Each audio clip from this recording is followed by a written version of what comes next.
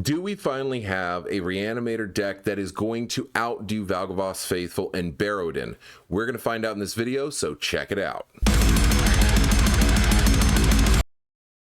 Hello everybody and welcome back to the channel. I am your host Josh, aka Finley Kilgore. Thank you so much for all of the views, the subscriptions, and everything you guys have been giving me. I really appreciate it. Today we're going to be taking a look at Seedship Broodtender and another Pauper Commander deck tech, focusing on those Edge of Eternities commanders. I told you we're going to have a number of them coming out this month. But before we continue, if you have not subscribed to the channel, make sure that you subscribe down below. Also, if you're enjoying the content, make sure you hit the like button. Both of those help out a ton. Drop a comment down below. Let me know if there's something that you're interested in seeing built as a Pauper Commander, or if you just want to let me know what you think about the Reanimator list. Any of those comments are well appreciated. I do check them out and try to reply to as many as I possibly can. Also, you can check out my socials. I'm on Instagram at Finley Kilgore, and I'm also on Whatnot under Finley Kilgore. If you enjoy buying cardboard, I like selling cardboard, so hit the description down below, hit my affiliate link that's down there, and you can get $15 in free credit if you are a first-time user. Just do know that shipping and handling charges may apply. So, Seedship Broodtender is the newest Reanimator option that we have as a commander out of Edge of Eternities. There's so many great cards coming out of this. And what really excites me about this is that we have Golgari colors. Green is really great for being able to self-mill, which works great for a Reanimator deck. Now, we do fall back a little bit on a couple of options. With Barrowin of Clan Undurr, which for the most part outside of Valgavoth's Faithful has kind of been the end-all be-all when it comes to Reanimator options, has access to white, which means that you also gain access to additional reanimation spells like Recommission being one of the newest ones, as well as Late to Dinner and even something like Resurrection.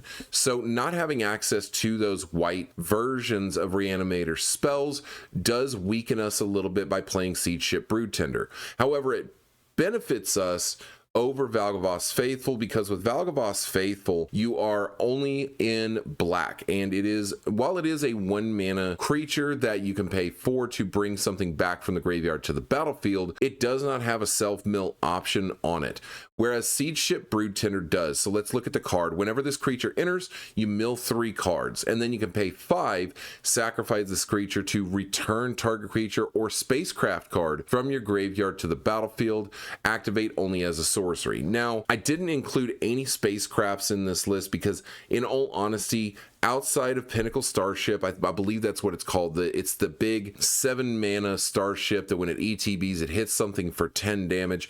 Outside of that one, I didn't really find anything that felt too impressive to put into the deck. So this is going to maybe be a bit more of a traditional Reanimator deck. But you do have to pay the additional mana over what you would with Valgavoth's Faithful, and you do have the additional green mana that you're going to need in order to activate its ability. And you do activate it only at sorcery, but if I remember correctly, I believe Valgavoth's Faithful is also only at sorcery speed, so you're not hurting that much. But being able to get that mill 3 cards is really important for us because we need to fill our graveyard with all the things that we want to try to bring back. So what are we trying to bring back? Well, number one, big baddies. That's going to be our bread and butter. So we've got Balaam T-Rexar out of the Final Fantasy set, 6 mana 6/6 with trample. We can get him into the graveyard through forest cycling, and you'll notice there is a cycling theme amongst a few of the cards that are in this. Whenever it ETBs, you gain 3 life, so you do get that extra bonus there. We also have Greater Sandworm. This is another one that's great. Out of Ikoria, it does cost 2 to cycle, so that benefits us greatly, and it can't be blocked by creatures with power 2 or less, so we get past a lot of those pesky decks like a Kadira deck, or even something like a Zeta deck, anything that's playing a lot of different token options. We've also got Lotlith Giants, so that way if we have a bunch of creatures in our graveyard, it means that we're going to be able to hit an opponent for a ton of damage. So he is a great reanimation target for this deck. We've got Nylea's Forerunner. Doesn't necessarily have to be a reanimation target, but it can work for you. 5 is kind of a good spot for us to be in, to be able to just hard cast a creature. I don't hate it, but it has trample, and other creatures you control get trample, so since we're trying to bring back big stuff, it works out really well for you. Spectral Snatcher is another really cool card that came out of Duskmourn. It is a 6-mana 6/5 with swamp cycling, so we're able to cycle that out to try and grab the swamp that we need. And remember, this allows you to look for any swamp card, so you can get your Haunted Mire or your other options from that. And then we also have Ward, and it's Ward discard a card. So the Hand Hate is very, very good as a Ward option for us. Then you also have, of course, the All-Star Troll of Khazad Doom. 6-mana 6/5, can't be blocked except by 3 or more creatures. It's good enough to get banned in Legacy, so that's how you know we have to include it in the deck. We also have an Ulamog's Crusher here. Ulamog's Crusher, 8-mana 8/8, Annihilator 2, attacks each combat if able. He's an All-Star in any reanimation option inside of Pauper, so we have to make sure we include him in the deck. We've also got this Vigor Spore Worm. It's a 6-mana 6/4, so it's nice on the butt. You don't have to worry about it getting bolted to death. But when it ETBs, you give a creature vigilance, and that creature also gets +X/+X until end of turn, where X is the number of cards in your graveyard and can't be blocked by more than one creature. So unless you're getting blocked out by something with Death Touch or a very big creature, it's likely going to be able to get through for damage. We also have the Warped Tusker over here, 7-mana 6/8 with Reach, and then whenever you cast or cycle him, you create a 0/1 Eldrazi token that you can sack for 1 colorless mana. He does have cycling for 3, so he's going to give us that additional card draw that we're looking for, but we also get this really nice option of being able to cast him, and still, either way, we're going to get that additional mana that's going to help us to curve out. We've also got 2 cards that I really wanted to pull these from what the Hollow Marauder deck runs. So we've got Writhing Necromass. He's 7-mana 5/5, but he costs 1 less for each creature card in your graveyard, and he has Death Touch. And then we've also got the same off of the Chitin Gravestalker, although he has cycling rather than Death Touch, and he gets and his casting cost is reduced by 1 for each artifact and or creature that are in your graveyard. So any of the mana rocks that you may end up putting into the graveyard are going to reduce his cost as well. He's only a 5/4. These don't feel bad in hand though, and that's the biggest reason that they're here. We've also got this First Sphere Gargantua. He's a 6-mana 5/4 that you can unearth for 3. So since we're going to be milling a bunch of stuff into the yard, we do want to make sure that we have things that we're able to utilize out of the graveyard that aren't just being reanimated through a reanimation spell. So being able to bring this guy in for 3, a 3-mana 5/4 that's going to draw a card for you is always a good option.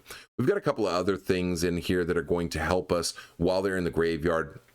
Champion of Deucin, 3-mana 4/2 with trample, but it has Renew, one of the new mechanics out of Tarkir, Dragonstorm. You can pay to exile him from your graveyard to put a 1/1 counter and a trample counter on a target creature at sorcery speed. So we're able to get trample onto something that is already a big boy swinging. We've also got the Segu Pummeler out of Tarkir, Dragonstorm. Now this one costs a bit more. He's a 4-mana 4/4 with reach, so he feels good in hand.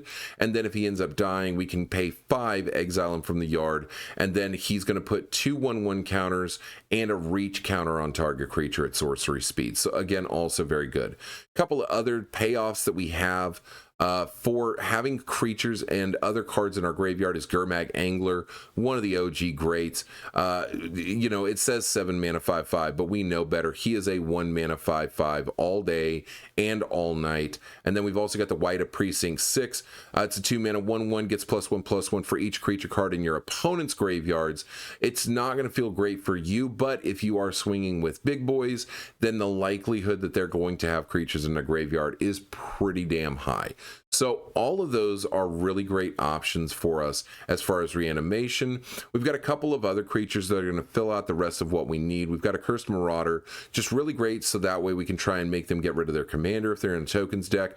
We've got Bushmeat Poacher. We are playing very big creatures with very big toughness, so being able to utilize him in order to gain some extra life against a lot of the pinging decks that are around there and draw a card is going to feel very good for you as well. We've got Circle of the Land Druid, ETBs. You may mill 4 cards, so you don't have to. However, when he dies, you can return target land card from your graveyard to your hand. So if you are feeling a little bit mana starved, then you can utilize this along with something like a Carrion Feeder in order to be able to sack it out and get what you need. We do have a couple of Mana Dorks, Elvish Mystic, Fiendhorn Elves, and the Llanowar Elves are all going to cover that for us. Then we've got the Evolution Witness, which we'll get into in just a moment for our Recursion. And then we also have the Gorging Vulture. When this enters, you mill 4 cards, you get a life for each creature card milled this way. So there's just the potential of getting an extra 1 or 2 life for you to not die to those pingers. We've got a Viscera Seer, another sack outlet, but this is going to allow you to scry. I wish we could put Umbral Collar Priest into this. Unfortunately, it is only available at uncommon. Hopefully we can get a common print in the future. And then aside from that, we do just have the Recursion package. We have the Street Wraith. We're able to cycle him to be able to pick up some extra card draw, and then he does have Swamp Walk. You can reanimate if you would like. We've got a couple of other mill options. We've got Town Greeter. That's going to mill 4 cards. You're able to get a land card back to your hand. We are not running the town in this deck, and I also just noticed I didn't put the Snow Duel in here, so make sure you put your Snow Duel in. But beyond that, yeah, that's really the majority of the deck. Outside of that, we get into Evolution Witness and what we are utilizing in order to bring stuff back from the graveyard to the battlefield, or even to hand. So we've got Evolution Witness, All-Star, 3 mana, 2/1. As long as it can get 1/1 counters, you can return target permanent from your graveyard to your hand. So again, this is one of those cards where we have our Champion of Deuce and we have our Saga Mauler. So if we need to try to get something back, we can put the 1/1 counters onto Evolution Witness in order to do that. We've also got a normal package that you would see: Dread Return, Exhume. We've got Revoke Demise, Rise Again, Summon Undead. All of these are options to be able to bring cards back from the graveyard. And with Summon Undead, you also have the ability to mill cards if you need to. So that works out. We've also got Omen of the Dead. That's going to return from the creature card from the graveyard to your hand, but you can play it at instant speed. So if anybody for some reason has a Tormod's Crypt, that's going to help you out. We also have another chance. You can mill 2 cards, then you can return 2 creature cards from your graveyard to your hand. This works really well with Writhing Necromass and Chitin Gravestalker, just because they're going to cost less. Dig Up the Body is another great option, especially because you get the Casualty 1 on that, so you're able to get a copy of the spell if you sacrifice a creature with power 1 or greater as you cast it. Which means you could potentially mill 4 cards, get 2 creatures back. That's not too shabby either. We've also got that's not the one that I wanted to click on. Oh my god. And then we've also got I thought I had a Blood Fountain in here. I do. There it is. I miss out on things sometimes, guys. We've got a Blood Fountain, makes a blood token, going to work great for being able to toss something that you need into the yard and then draw a card to replace. And then you are able to get, of course, that 4 mana, sack it, and bring 2 creature cards back from your graveyard to your hand. So for the most part, that is going to be the ways that we are getting stuff back. We do need to wait to refuel. Oh, sorry. We also have the Unearth. Unearth is so important, right? But we do need ways to fuel our graveyard and fuel our hands. So let's take a look at what we're utilizing for that. We already went over the creature package. Here, we're going to be taking a look. This is a good old card from Theros, Commune with the Gods. Basically, you reveal the top 5 cards of your library. You can put a creature enchantment from among them into your hand, put the rest into your graveyard. This actually works really well for us because if we have the opportunity to be able to pick up Crawling Infestation or Scion of Halaster, we have the opportunity to be able to snag that if need be. We also have Malevolent Rumble. You'll notice that a number of the cards that we are running are going to allow you to grab a permanent rather than just a creature card, because we do want to have the option to pick up any artifacts or enchantments that we may need, or if we hit 3 instants in a row in a land, at least we'll be able to get a land back. But Malevolent Rumble, what's nice about that is it's going to be revealing the top 4. You're going to put 1 permanent in your hand, rest into the graveyard, and you get another one of those Eldrazi spawn tokens, so it does help to curve out our mana just a little bit better.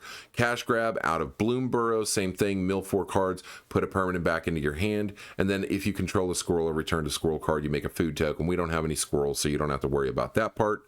Gnawed of the Bone, really nice inside of the graveyard because you're able to flash back on it for 3, so if you're about to take lethal damage, you can hit this for 3, and then you will gain 2 life for each creature card that is in your graveyard. Very useful in the long run. We've got Unseal the Necropolis. Each player mills 3 cards, so that's going to help to fuel our white of Precinct 6, and then you can return up to 2 cards from your graveyard to your hand. And then we've also got Wasteful Harvest out of Brothers War. You mill 5 cards, put a permanent from among them on it back into your hand. So you'll see we have a lot of ways to mill at instant speed, so that way you don't necessarily have to be playing all on your turn at sorcery speed. You should be able to get some good instant speed plays in the round. We do have a bunch of card draw options in here as well. Stuff like Eviscerator's Insight, which again, once it gets milled to the yard, you're able to utilize this with the flashback, and you can sacrifice any artifacts that you need. For instance, a blood token off of the Blood Fountain works out very well for you. Ghastly Demise, it's going to destroy target non-black creature if its toughness is less than or equal to the number of cards in your graveyard.